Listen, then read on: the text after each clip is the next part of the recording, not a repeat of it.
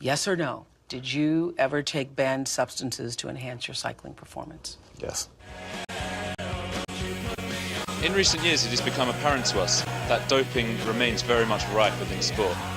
This has become apparent through several forms, such as the Lance Armstrong scandal, as well as the Eufemiano Fuentes case.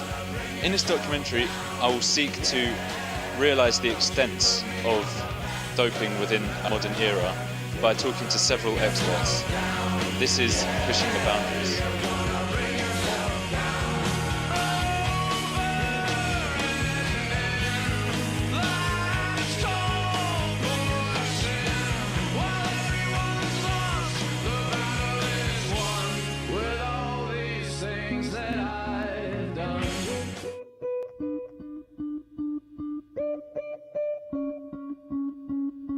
Like millions of other people, sport has played an extensive role in my life, whether enjoying it as an activity or craving the masses of coverage that has become available to a modern audience. But it must be asked, is this obsession tainted by the harsh realities of doping, or must we conform to the notion that whilst the situation may not be ideal, it is simply something that plays a role in making sport as popular as it is? In order to gain an overview of the issues doping authorities currently face, we speak to an expert on the topic, Ian Glenn. I like to think that it's cut down, especially with sports like cycling, where you've got the riders carrying passports. I am concerned particularly about tennis out of testing, out of season testing, and then there's also the problem of places like Jamaica, where we know there's been insufficient testing in athletics of their athletes, especially out of season and during training periods. So as you can see, there is still a large amount of contemporary issues which doping authorities are looking to contend with. But how are institutions such as the World Anti-Doping Agency looking to deal with these issues?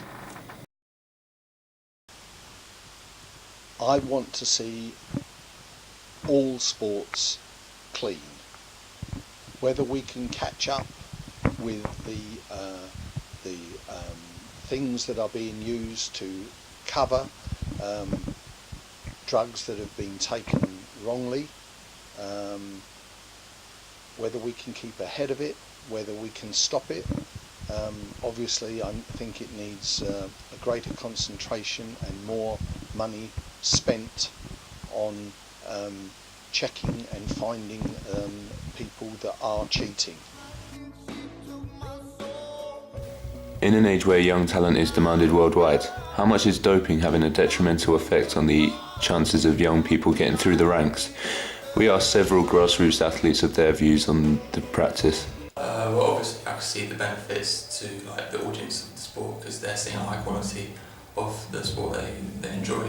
But obviously it's a problem because it's unfair on those who want to do it fairly and make themselves better, and it eliminates the sort of skill required to become popular and good in your sport.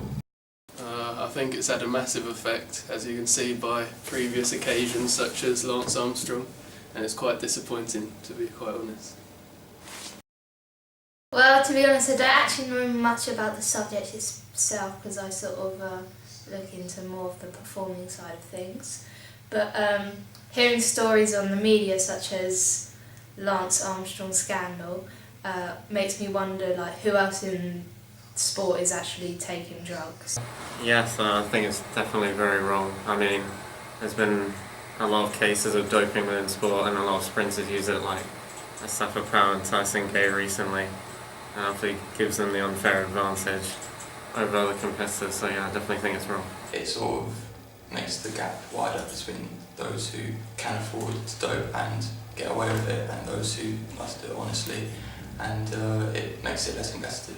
And I also think that the media should let the public have a clearer view of what's going on in the drug side of things, because I'm not quite sure, we don't really get a clear view about it. So we have heard the views of what the young athletes think about doping within sport, but would they consider enhancing their athletic performances in a manner such as doping? No. Probably not, considering if you look at the impact it can have, it's not worth it. No, definitely not. It's just cheating, and I don't know why you'd want to do that, and obviously the effect it has on your body as well. I just think it's very wrong.